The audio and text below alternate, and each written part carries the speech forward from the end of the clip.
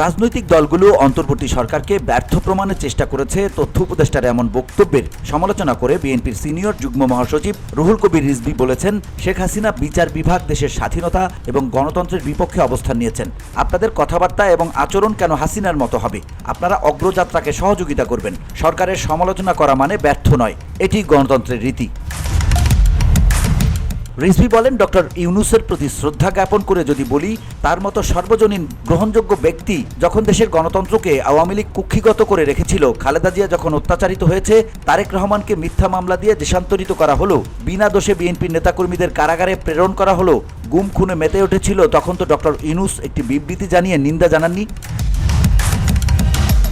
অথচ ডক্টর ইউনূসের প্রতি যখন অন্যায় হয়েছে, বিএনপি কিন্তু ঠিকই তখন প্রতিবাদ করেছে। ইউনূস সাহেব সর্বনন্দিত একজন ব্যক্তি। তিনি ক্ষুধা ও দারিদ্র্য বিমোচনে যে ভূমিকা রেখেছেন তা আমরা গর্ববোধ করি। তবে জাতিকে যখন আওয়ামী লীগ দাসে পরিণত করেছিল, তখন জাতি প্রত্যাশা করেছিল ডক্টর ইউনূস প্রতিবাদ জানাবেন, বিবৃতি দিবেন। রিজভী আহমেদ বলেন, ইংরেজ শাসনামলে 1919 সালে ইংরেজ সৈনিকরা যখন গুলি চালিয়ে হিন্দুদের হত্যা করল, তখন ইংরেজদের দেয়া সম্মাননা প্রত্যাহার করেছিল।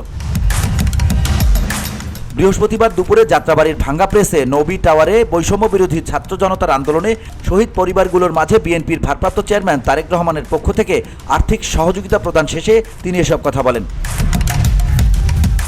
এই বিএনপি নেতা বলেন, আমরা এমন একটি জায়গায় বাস করছি যেখানে বাস করতে হলে পার্শ্ববর্তী দেশের অনুমতি নিয়ে বসবাস করতে হবে এবং তারা যাকে ক্ষমতায় আনতে চায় তাকেই মানতে হবে। ওই সরকার যেভাবে এদেশ চালাবে সেভাবেই চলতে হবে। তাহলে পাক যুদ্ধ কেন হয়েছিল? পাকিস্তানও তাদের মধ্যে তো কোনো পার্থক্য দেখছি না বলেও মন্তব্য করেন Ruhul Kabir Rizvi. VOD Bangla news desk.